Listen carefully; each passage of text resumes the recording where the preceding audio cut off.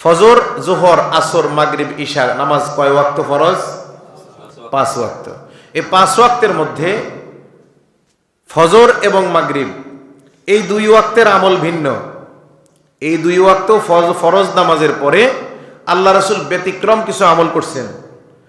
আর বাকি যে 3 ওয়াক্ত জোহর, আসর, ঈশা এই 3 ওয়াক্ত নামাজে রাসূল আকরাম সাল্লাল্লাহু আলাইহি ওয়াসাল্লাম আলাদা আমল করছেন, দোয়া পড়ছেন। তবে কিছু কিছু দোয়া এই 3 ওয়াক্তের মধ্যেও আছে, ওই 2 ওয়াক্তের মধ্যেও আছে।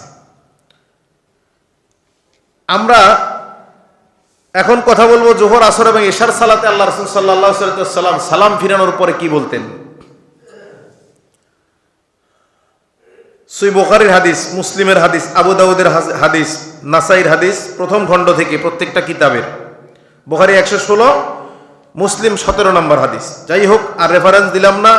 সালাম ফিরানোর পরে আল্লাহ রাসূল সাল্লাল্লাহু আলাইহি ওয়াসাল্লাম একবার বলতেন আল্লাহু আকবার। কি বলতেন? কয়বার? একবার। এরপরে মুসলিমের 1362 নম্বর হাদিস, আল্লাহ রাসূল সাল্লাল্লাহু আলাইহি ওয়াসাল্লাম সালাম ফিরানোর পরে 2 নম্বর আমল যেটা করতেন, 3 বার আস্তাগফিরুল্লাহ আস্তাগফিরুল্লাহ আস্তাগফিরুল্লাহ বলতেন। এরপর বলতেন আল্লাহুম্মা আনতাস সালাম ওয়া মিনকাস সালাম তাবারাকতা ইয়া যাল জালালি ওয়াল ইকরাম। এগুলো, এই কাজগুলো কারো ব্যক্তিগত কিনা? কথা বলেন। এই আমলগুলো কে করছে? আল্লাহ রাসূল সাল্লাল্লাহু আলাইহি ওয়াসাল্লাম। সহিহ বুখারী প্রথম খণ্ড 117 নম্বর হাদিস, সহিহ মুসলিম প্রথম খণ্ড 218 নম্বর, আবু দাউদ 211 নম্বর হাদিস।